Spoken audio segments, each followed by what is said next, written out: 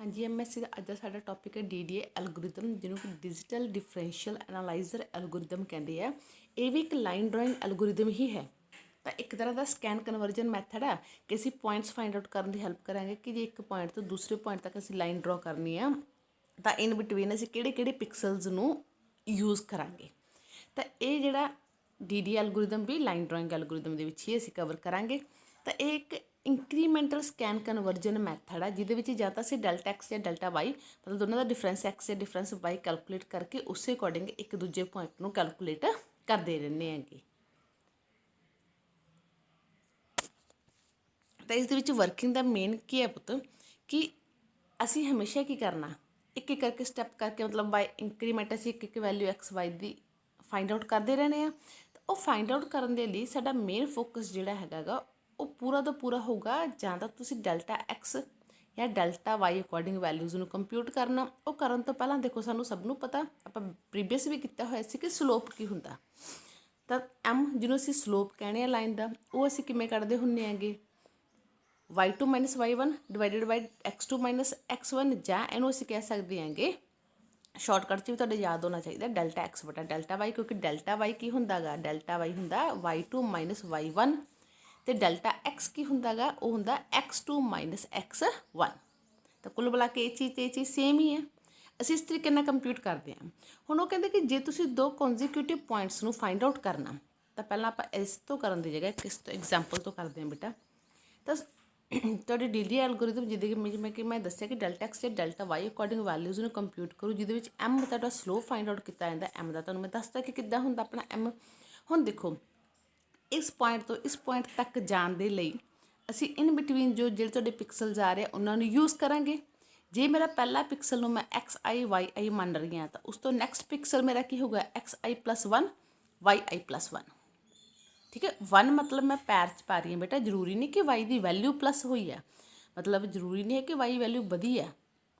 ठीक है सिर्फ ये है कि जे एक पिक्सल इत्थे अगला पिक्सल कित्थे है एक बार मतलब उस तो अगले पिक्सल की गल कर रहे हैं। एक चीज़ मैं तुम्हें पहले ही क्लीयर कर दें पूरी बुक जो यूज़ होगी जे तो मैं लिख रही हूँ बेटा वाई आई प्लस 1 एक मैं लिख रही हूँ सबस्क्रिप्ट के वाई आई प्लस 1 ਇਹਦਾ ਤਾਂ ਮਤਲਬ ਹੁੰਦਾ ਵਾਈ ਦੀ ਆਈ ਦੇ ਵਿੱਚ ਇੱਕ ਵੈਲਿਊ ਵੱਧ ਗਈ। ਜੇ ਪਹਿਲਾ ਵਾਈ ਦੀ ਵੈਲਿਊ ਇੱਥੇ ਸੀ ਅਗਲੀ ਇੱਥੋਂ ਵਾਲੀ ਦੀ ਗੱਲ ਕਰ ਰਹੇ ਸੀ ਯਾਨੀ ਕਿ ਵਾਈ ਆਪਦੇ ਕੋਆਰਡੀਨੇਟਸ ਅਕੋਰਡਿੰਗ ਇੰਕਰੀਜ਼ ਹੋ ਰਹੀ ਹੈ। ਜੇ ਮੈਂ ਵਾਈ ਆਈ ਪਲੱਸ 1 ਪੈਰ 'ਚ ਲਿਖ ਰਹੀ ਹਾਂ ਨਾ ਪੈਰ 'ਚ ਲਿਖਣ ਦਾ ਮਤਲਬ ਹੈ ਕਿ ਵਾਈ ਵਧੀ ਹੈ। ਮੈਂ ਇਹ ਗਰੰਟੀ ਨਹੀਂ ਕਹਿ ਰਹੀ ਮੈਂ ਸਿਰਫ ਇਹ ਕਿਹਾ ਕਿ ਇੱਕ ਪਿਕਸਲ ਜੇ ਇੱਥੇ ਅਗਲਾ ਪਿਕਸਲ ਵਾਈ ਦਾ ਠੀਕ ਹੈ ਬੇਸ਼ੱਕ ਇੱਥੇ ਹੈ ਬੇਸ਼ੱਕ ਉਹ ਵਾਈ ਵਧੇ ਜਾਂ ਨਾ ਵਧੇ ਸਿਰਫ ਆਪਾਂ ਇੱਕ ਤੋਂ ਬਾਅਦ ਦੂਜੇ ਪਿਕਸਲ ਦੀ ਜਦੋਂ ਗੱਲ ਕਰਦੇ ਹਾਂ फिर तीजे पिक्सल की गल करते हैं वो एम ए लाइन होगी तो भी असं जे इनू एक्स आई वाई आई कह रहे हैं ये एक्स आई प्लस 1 वाई आई प्लस 1 ये एक्स आई प्लस 2 वाई आई प्लस 2 मतलब नैक्सट पिक्सल असीं किवें दिखावांगे कि आ पिक्सल तो बाद आ पिक्सल की असीं गल कर रहे हैं तो अगले पिक्सल नूं असीं एवें डिनोट करांगे ना। तो याद रखना जे वाई आई प्लस मैं 1 मैं वड्डा पा रही इसदा मतलब तो ये हुंदा जे पहली आई हैगी 1 दूजी आई कित्थे बनूगी तुहाडी दूजी वाई कित्थे बनूगी 2 पोजीशन ते मतलब आप वैल्यू भी बढ़ा रहे हैं। पैर च पाउण तो मेरा मतलब है मैं सिर्फ अगले पॉइंट की गल कर रही हूँ अगला बढ़ के हो मतलब अगली वैल्यू इंक्रीज़ हो रही है या नहीं हो रही मैं गारंटी नहीं कह रही मैं सिर्फ अगले पिक्सल की गल कर रही हाँ कि जो पहला पिक्सल है अगले पिक्सल में मैं की कहूँगी। तो इत्थे असीं की कहा कि असीं इहदे विच डिफरेंस कैलकुलेट करके कहने हैगे जे मेरी पहली वाई आई है तो वाई आई प्लस 1 है तो मेरे अगलियां वैल्यूज़ किहड़ियां होणगीਆਂ वो असी ऐसे डिफरेंस के अकॉर्डिंग कैलकुलेट करना जिवें कि बुक के भी यही चीज़ तुहानूं समझाई हुई है।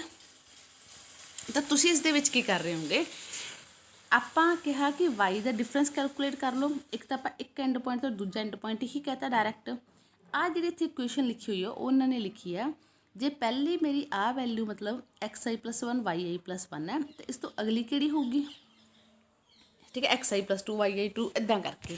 तो असीं क्या कि असीं एक पॉइंट तो वाई एक्स के दूजे पॉइंट के डिफरेंस करना हालांकि साडा एंड पॉइंट आ वाले ने ठीक है। तो वो डिफरेंस कैलकुलेट असीं किद्दां करांगे असीं तुहाडे इन्हां पॉइंट्स का डिफरेंस कढिया पहलां कि इहदे विच एक्स ते वाई का कितना क डिफरेंस जा रहा वो डिफरेंस अकॉर्डिंग ही तुसीं वैल्यूज़ कंप्यूट करनियां। तो डिफरेंस नूं असीं की किया सी वाई के डिफरेंस नूं असीं डेल्टा वाई ते एक्स के डिफरेंस नूं असीं डेल्टा एक्स बोलते हैं ठीक है जो कि साडा स्लोप ही हुंदा कुल मिला के।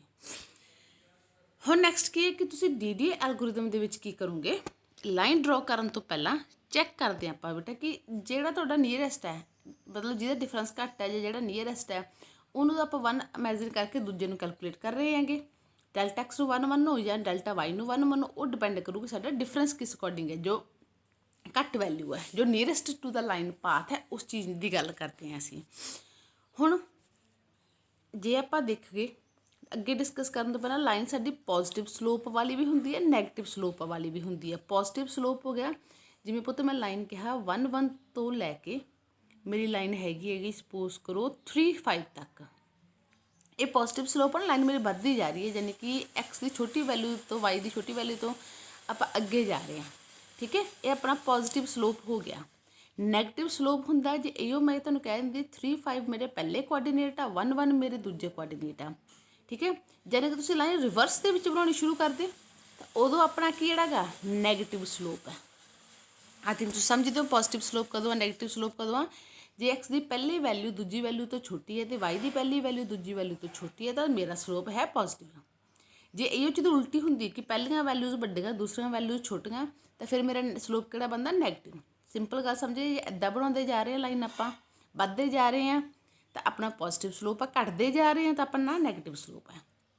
ਆਪਾਂ ਜਿਹੜੀ ਪਹਿਲੇ ਕੇਸ ਡਿਸਕਸ ਕਰ ਰਹੇ ਹਾਂ, ਆਪਾਂ ਕਰ ਰਹੇ ਹਾਂ ਪੋਜ਼ਿਟਿਵ ਸਲੋਪ ਨਾਲ। ਇੱਕ ਵਾਰ ਮੈਂ ਤੁਹਾਨੂੰ ਇਹੀ ਕੇਸ ਡਿਸਕਸ ਕਰਾ ਰਹੀ ਹਾਂ ਕਿ ਜੇ ਆਪਾਂ ਲਾਈਨ ਪੋਜ਼ਿਟਿਵ ਸਲੋਪ ਨਾਲ ਮਤਲਬ ਇੱਦਾਂ ਵੱਧਦੀ ਵਾਲੀ ਬਣਾਉਣੀ ਹੈ ਜਿਸ 'ਚ ਐਕਸ ਦੀ ਪਹਿਲੀ ਵੈਲਿਊ ਦੂਜੀ ਵੈਲਿਊ ਨਾਲ ਛੋਟੀ ਹੋ। ਜਿਵੇਂ ਮੈਂ 1 1 ਦੀ ਐਗਜ਼ਾਮਪਲ ਦਿੱਤੀ, 3 5 ਦੀ ਐਗਜ਼ਾਮਪਲ ਦਿੱਤੀ, ਸਪੋਜ਼ ਕਰੋ 1 3 ਨਾਲੋਂ ਛੋਟਾ, ਤੇ ਪੋਜ਼ਿਟਿਵ ਸਲੋਪ ਹੀ ਹੈ ਨਾ। ਓਕੇ, ਤਾਂ ਇਹ ਵਾਲਾ ਪੁਆਇੰਟ ਅਸੀਂ ਲਾਈਨ ਕਿਵੇਂ ਡਰਾ ਕਰਾਂਗੇ। ਹੁਣ ਇਹ ਲਾਈਨ ਡਰਾ ਕਰਨ ਦੇ ਲਈ ਸਾਨੂੰ 3 ਕੇਸ ਦੇਖਣੇ ਪੈਣਗੇ। ਇੱਕ ਤਾਂ ਸਾਡਾ ਸਲੋਪ ਜਿਹੜਾ ਹੈ ਐਮ ਦਾ ਉਹ ਵੱਡਾ ਹੋਊਗਾ 1 ਤੋਂ, ਇੱਕ ਜਿਹੜਾ ਸਾਡਾ ਸਲੋਪ ਹੈ ਉਹ ਛੋਟਾ ਹੋਊਗਾ 1 ਤੋਂ, ਇੱਕ ਜਿਹੜਾ ਹੈ ਉਹ ਬਰਾਬਰ ਹੋਊਗਾ 1 ਦੇ। ਤੁਹਾਡੇ ਬੁੱਕ ਦੇ ਵਿੱਚ ਇਕੁਅਲ ਟੂ 1 'ਚ ਹੀ ਲੈ ਰੱਖਿਆ, ਹਾਲਾਂਕਿ ਆਪਾਂ ਨੂੰ ਇਕੁਅਲ ਟੂ ਲੈਸ ਦੈਨ ਦੇ ਮੰਨ ਕੇ ਹੀ ਬਣਾਵਾਂਗੇ। ਠੀਕ ਹੈ, 3 ਕੇਸ ਬਣ ਗਏ। ਪੋਜ਼ਿਟਿਵ ਸਲੋਪ ਦੇ ਵੀ 3 ਕੇਸ ਬਣ ਰਹੇ ਨਾ। M1 ਹੈ ਤੁਹਾਡਾ ਸਲੋਪ, M ਲੈਸ ਦੈਨ ਹੈ ਜਾਂ ਗ੍ਰੇਟਰ ਦੈਨ ਹੈ। ਹੁਣ ਲੈਸ ਦੈਨ ਗ੍ਰੇਟਰ ਦੈਨ ਵੀ ਆਪਾਂ ਆਲਰੇਡੀ ਡਿਸਕਸ ਕਰ ਚੁੱਕੇ ਹੈਗੇ। ਜੇ x ਦਾ ਡਿਫਰੈਂਸ ਜਿਹੜਾ ਹੈਗਾ ਵੱਡਾ ਗਾ y ਦੇ ਡਿਫਰੈਂਸ ਤੋਂ, ਯਾਨੀ ਕਿ x ਬਹੁਤ ਲੰਬੀ ਦੂਰੀ 'ਤੇ ਬਣਾਉਣੀ ਅਸੀਂ ਲਾਈਨ, y ਦਾ ਇੰਕਰੀਮੈਂਟ ਥੋੜ੍ਹਾ ਹੋ ਰਿਹਾ। ਹੁਣ ਸਲੋਪ ਇਹਦੇ ਵਿੱਚ ਜੇ ਆਪਾਂ ਸਮਝਣ ਦੀ ਕਰੀਏ, ਇਹ ਹੁੰਦਾ ਸਾਡਾ slope, sorry difference x। Slope ਤਾਂ ਸਮਝਦੇ ਹੋ। ਹੁਣ ਇਹਦੇ 'ਚ ਦੇਖੋ ਆਹ ਜਿਹੜਾ y ਦਾ ਡਿਫਰੈਂਸ ਹੈ ਡੈਲਟਾ y, ਇਹ ਥੋੜ੍ਹਾ ਦਿਖ ਰਿਹਾ। ਆਹ ਜਿਹੜਾ x ਦਾ ਡਿਫਰੈਂਸ ਹੈ ਉਹ ਬਹੁਤ ਜ਼ਿਆਦਾ ਜਾ ਰਿਹਾ। ਠੀਕ ਹੈ, ਤਾਂ ਹੁਣ ਇਹਦੇ ਵਿੱਚ ਅਸੀਂ ਕਿਵੇਂ ਡਰਾ ਕਰਨੀ ਹੈ ਉਹ ਦੇਖੋਗੇ।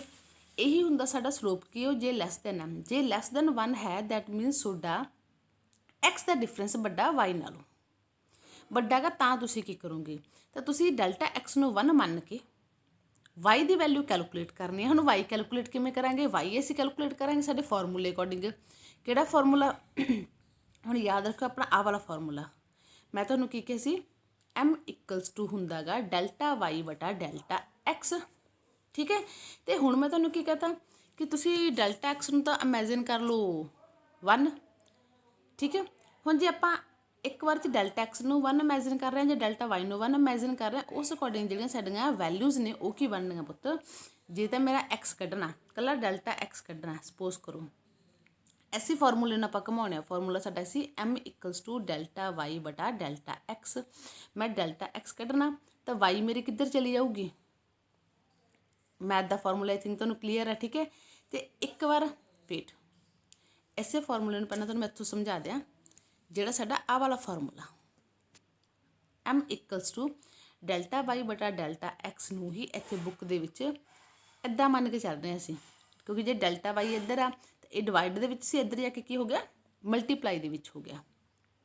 ਕਲੀਅਰ ਹੈ, ਆਈ ਹੋਪ ਇੰਨੀ ਕੁ ਗੱਲ ਤੁਹਾਨੂੰ ਕਲੀਅਰ ਹੋਊਗੀ। ਦੂਸਰੇ ਕੇਸ ਜਿਹਦੇ ਵਿੱਚ ਅਸੀਂ x ਦੀ ਵੈਲਿਊ ਫਾਈਂਡ ਆਊਟ ਕਰਾਂਗੇ ਤਾਂ x ਕੀ ਬਣੂਗਾ ਤੁਹਾਡਾ ਡੈਲਟਾ y ਬਟਾ ਡੈਲਟਾ x। ਕਿਉਂ ਕਹਤਾ ਮੈਂ x equals to delta y ਬਟਾ ਡੈਲਟਾ x, ਮੈਂ ਉਸੇ ਫਾਰਮੂਲੇ ਨੂੰ ਘੁਮਾਇਆ ਪੁੱਤ, ਹੋਰ ਕੁਛ ਨਹੀਂ। ਆਪਾਂ ਕਿਹਾ ਸੀ m equals to delta y ਬਟਾ ਡੈਲਟਾ x। ਜਦੋਂ ਆਪਾਂ ਡੈਲਟਾ x ਕੱਢਣਾ ਤਾਂ ਜਿਹੜਾ m ਇੱਧਰ ਹੋਣਾ, x ਇੱਧਰ ਡਿਵਾਈਡਡ 'ਚ ਇੱਧਰ ਕੀ ਹੋ ਜਾਊਗਾ ਉੱਪਰ ਚਲਾ ਜਾਓ, m ਇੱਧਰ ਉੱਪਰ ਸੀ ਇੱਧਰ ਨੀਚੇ ਆਓ, ਯਾਨੀ ਕਿ ਇਹ ਕੀ ਬਣ ਜਾਊ ਡੈਲਟਾ y ਬਟਾ m। ਠੀਕ ਹੈ, ਅਤੇ ਡੈਲਟਾ y ਕੀ ਹੋ ਜੂ ਸਾਡੀ, ਡੈਲਟਾ y ਕੀ ਹੋਊਗੀ, ਡੈਲਟਾ y ਕੱਢਣ ਦੇ ਲਈ ਅਸੀਂ x ਨੂੰ ਇੱਧਰ ਭੇਜ ਦਿਆਂਗੇ ਤਾਂ x ਕੀ ਹੋ ਜਾਊਗਾ m ਇੰਟੂ ਡੈਲਟਾ x। ਜੇ ਇਹ ਫਾਰਮੂਲਾ ਤੁਹਾਨੂੰ ਕਲੀਅਰ ਹੈ, ਇਹ ਤਾਂ ਬੇਸਿਕਸ ਨਹੀਂ ਮੈਥ ਦੇ, ਠੀਕ ਹੈ। ਹੁਣ ਵਾਪਸ ਆਪਾਂ ਆਪਣੀ ਐਗਜ਼ਾਮਪਲ 'ਤੇ ਚੱਲਦੇ ਹਾਂ।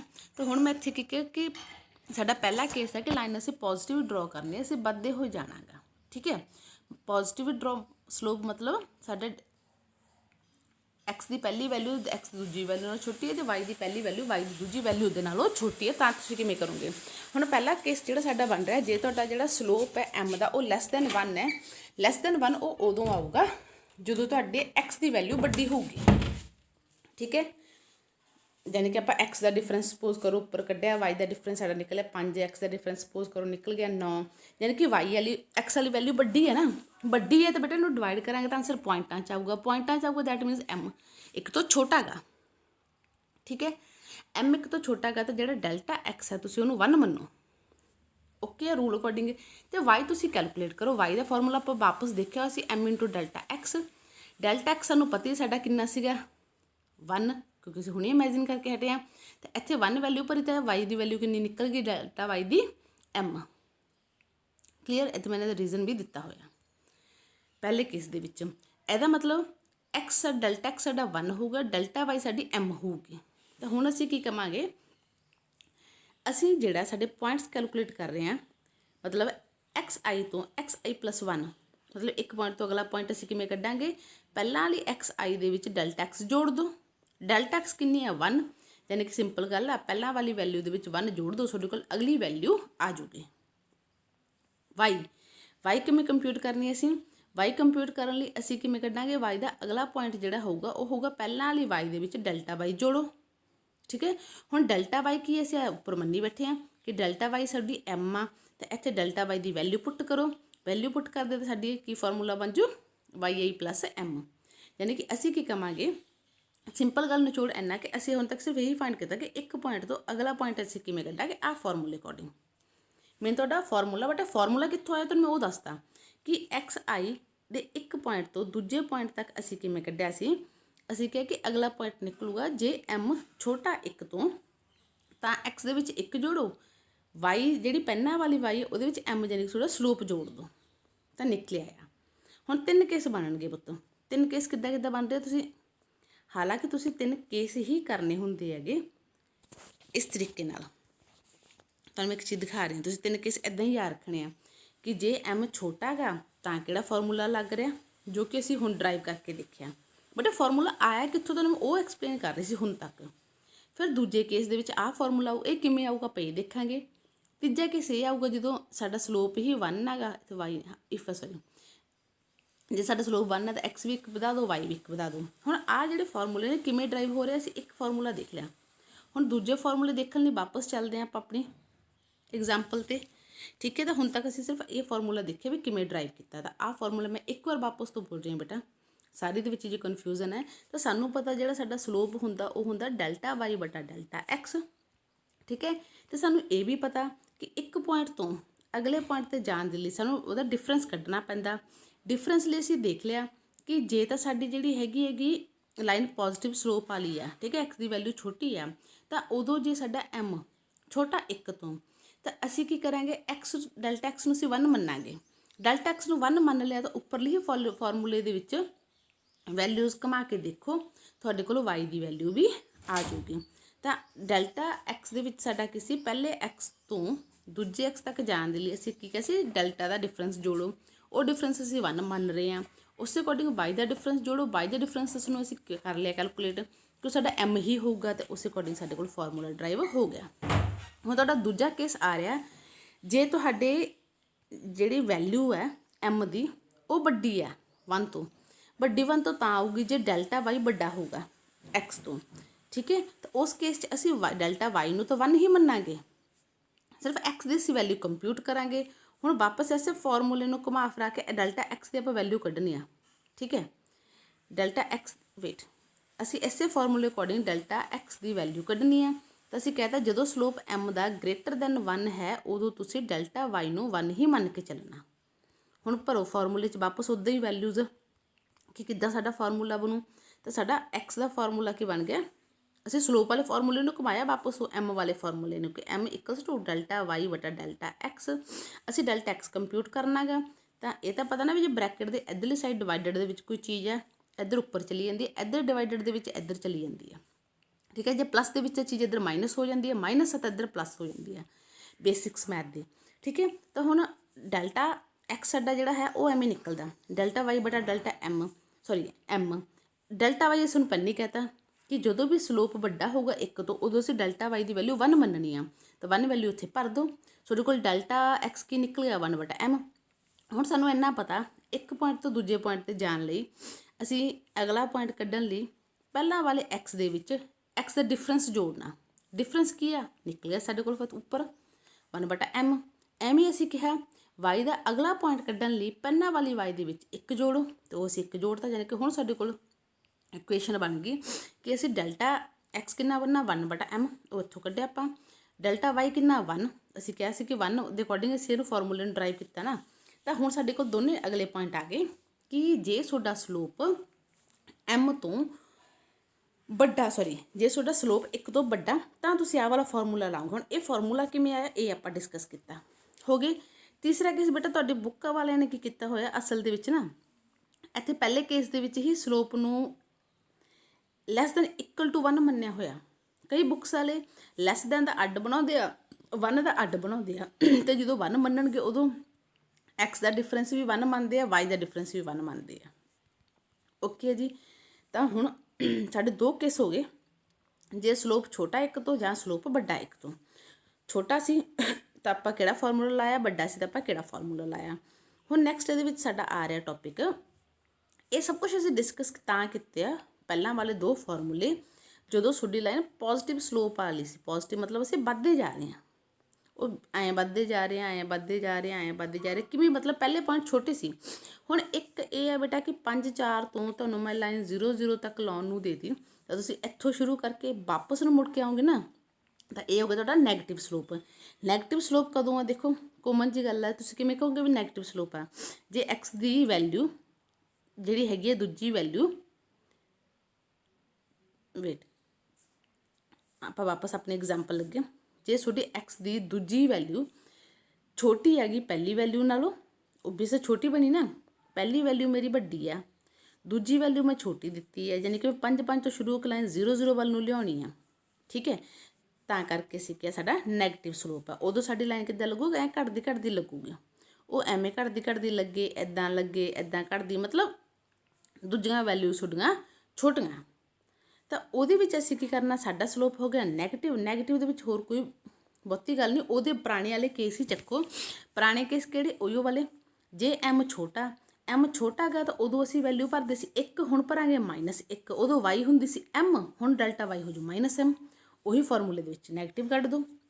ਦੂਸਰਾ ਕੇਸ ਸਾਡਾ ਬਣਦਾ ਹੈਗਾ, ਜੇ ਸਾਡਾ ਜਿਹੜਾ ਸਲੋਪ ਹੈ ਉਹ ਵੱਡਾ 1 ਤੋਂ, ਤਾਂ ਉਦੋਂ ਅਸੀਂ ਦੇਖੋ ਉੱਪਰਲੇ ਦੇ ਵਿੱਚ ਬਣ ਰਹੇ ਸੀਗੇ 1 ਬਟਾ ਐਮ, ਹੁਣ ਮੰਨਾਂਗੇ ਨੈਗੇਟਿਵ 1 ਬਟਾ ਐਮ, ਅਤੇ ਡੈਲਟਾ ਵਾਈ ਦੀ ਵੈਲਿਊ ਅਸੀਂ ਬਣ ਰਹੇ ਸੀ 1, ਹੁਣ ਮੰਨਾਂਗੇ -1। ਤਾਂ ਇਹ ਹੋ ਗਏ ਤੁਹਾਡੇ ਕੋਲ ਫਾਰਮੂਲੇ 1 ਹੋ ਗਏ। ਇਹਨੂੰ ਯਾਦ ਕਰਨ ਦਾ ਬੈਸਟ ਆਪਸ਼ਨ ਤੁਹਾਨੂੰ ਮੈਂ ਦੱਸ ਰਹੀ ਹਾਂ, ਤੁਸੀਂ ਇੱਦਾਂ ਕਰੋ, ਇੱਕ ਤਾਂ ਕੱਢੋ ਜੇ ਲਾਈਨ ਪੋਜ਼ਿਟਿਵ ਸਲੋਪ ਵਾਲੀ ਆ, ਦੂਸਰਾ ਲਿਖੋ ਜੇ ਲਾਈਨ ਨੈਗੇਟਿਵ ਸਲੋਪ ਵਾਲੀ ਆ। ਫਿਰ ਇਹਦੇ ਤਿੰਨੇ ਕੇਸ ਬਣਾ ਲਓ। ਕੇਸ 1 ਜਦੋਂ ਐਮ ਵੱਡਾ ਗਾ, ਕੇਸ 2 ਜਦੋਂ ਐਮ ਛੋਟਾ, ਠੀਕ ਹੈ 1 ਤੋਂ, ਅਤੇ ਕੇਸ 3 ਜਦੋਂ ਐਮ ਇਕੁਅਲ ਆ ਬਣਦੇ। ਐਵੇਂ ਨੈਗੇਟਿਵ ਦੇ ਵਿੱਚ ਕੇਸ 1 ਜਦੋਂ ਐਮ ਵੱਡਾ ਉਹਦਾ ਫਾਰਮੂਲਾ ਲਿਖ ਲਓ ਕੀ ਹੈ, ਕੇਸ 2 ਜਦੋਂ ਐਮ ਸਾਡਾ ਛੋਟਾ ਗਾ, ਕੇਸ 3 ਜਦੋਂ ਐਮ ਇਕੁਅਲ ਆ ਤਾਂ ਕੀ ਫਾਰਮੂਲਾ। ਤਾਂ ਫਾਰਮੂਲੇ ਤਾਂ ਆਹ ਵਾਲੇ ਨੇ ਤੁਹਾਡੇ, ਬਟ ਇਹ ਡਰਾਈਵ ਕਿਵੇਂ ਹੋਏ ਨੇ ਤੁਹਾਨੂੰ ਮੈਂ ਉਹ ਦੱਸਦਾ। ਤਾਂ ਪੂਰੇ ਦੇ ਪੂਰੇ ਅਸੀਂ ਡਰਾਈਵ ਕੀਤੇ ਸਿਰਫ ਇੱਕ ਹੀ ਲਾਈਨ ਤੋਂ, ਐਸੇ ਫਾਰਮੂਲੇ ਨੂੰ ਘੁਮਾ ਕੇ। ਤਾਂ ਅਸੀਂ ਸਿਰਫ ਇੱਕ ਚੀਜ਼ ਕਹਿੰਦੇ ਹਾਂ ਕਿ ਇੱਕ ਨੂੰ ਅਸੀਂ 1 ਮੰਨ ਕੇ ਦੂਜੇ ਦੀ ਅਸੀਂ ਵੈਲਿਊ ਕੱਢ ਲੈਂਦੇ ਹਾਂ। ਕਲੀਅਰ, ਤਾਂ ਇਹ ਸੀ ਸਾਡੀ DDA ਐਲਗੋਰਿਦਮ। ਇਸ ਤਰੀਕੇ ਨਾਲ ਦਾ ਫਾਰਮੂਲਾ ਡਰਾਈਵ ਕੀਤਾ ਜਾਂਦਾ ਹੈਗਾ। ਹੁਣ ਜਿਹਦੇ ਐਡਵਾਂਟੇਜ ਡਿਸਐਡਵਾਂਟੇਜ ਦੀ ਗੱਲ ਕਰੀਏ ਬੇਟਾ, ਹਾਲਾਂਕਿ ਤੁਸੀਂ ਬੁੱਕ ਤੋਂ ਐਗਜ਼ਾਮਪਲਸ ਵੀ ਕਵਰ ਕਰੋਗੇ ਜੋ ਕਿ ਮੈਂ ਵੀਡੀਓ ਦੇ ਵਿੱਚ ਨਹੀਂ ਕਰਵਾ ਪਾ ਰਹੀ। DDA ਐਲਗੋਰਿਦਮ ਫਾਸਟਰ ਹੈ, ਠੀਕ ਹੈ। ਲਾਈਨ ਇਕੁਏਸ਼ਨ ਜਿਹੜੀ ਲਾਈਨ ਦੀ ਸਲੋਪ ਵਾਲੀ ਇਕੁਏਸ਼ਨ ਆ ਉਸੇ ਨੂੰ ਹੀ ਯੂਜ਼ ਕਰਕੇ, ਠੀਕ ਹੈ, ਕੈਲਕੂਲੇਸ਼ਨਸ ਕਰਕੇ ਇਹ ਕਰ ਦਿੰਦੀ ਹੈ। ਸਾਨੂੰ ਕੋਈ ਮਲਟੀਪਲੀਕੇਸ਼ਨ ਦੀ ਇਹਦੇ ਵਿੱਚ ਲੋੜ ਨਹੀਂ ਪੈਂਦੀ, ਪਲੱਸ ਮਾਈਨਸ ਹੀ ਕਰ ਰਹੇ ਹਾਂ ਅਸੀਂ, ਦੇਖੋ ਡਿਵਾਈਡ ਕਰ ਰਹੇ ਹਾਂ, ਹੈ ਨਾ। ਤਾਂ ਬਟ ਇਹਦੇ ਵਿੱਚ ਇੱਕ ਚੀਜ਼ ਦੀ ਦਿੱਕਤ ਹੈ, ਪੁਆਇੰਟਾਂ ਵਾਲਾ ਕੰਮ ਬਹੁਤ ਜ਼ਿਆਦਾ ਇਹਦੇ ਵਿੱਚ ਹੁੰਦਾ ਗਾ, ਤਾਂ ਕਰਕੇ ਬਾਰ ਅਸੀਂ ਪੁਆਇੰਟਸ ਤਾਂ ਅਸੀਂ ਇਗਨੋਰ ਕਰਨੇ ਹੁੰਦੇ ਆ, ਤਾਂ ਅਸੀਂ ਉਹਨੂੰ ਰਾਊਂਡ ਆਫ ਕਰ ਰਹੇ ਹਾਂ। ਰਾਊਂਡ ਆਫ ਸਮਝਦੇ ਹੋ ਨਾ, ਜਿਵੇਂ 2.5 ਸੀ ਮੈਂ ਉਹਨੂੰ 2 ਹੀ ਮੰਨ ਲਿਆ, ਅਤੇ ਇਹ ਬਾਰ ਚੀਜ਼ ਸਾਨੂੰ ਕਰਨੀ ਪੈ ਰਹੀ ਹੈ। ਇੱਕ ਇਹਦੇ ਵਿੱਚ ਜਿਹੜੇ ਐਂਡ ਪੁਆਇੰਟਸ ਦੀ ਐਕੂਰੇਸੀ ਉਹ ਪੂਅਰ ਆ, ਅਸੀਂ ਉਹਨੇ ਬੈਟਰ ਪੁਆਇੰਟਸ ਨੂੰ ਕੈਲਕੂਲੇਟ ਨਹੀਂ ਕਰ ਪਾਉਂਦੇ ਗੇ।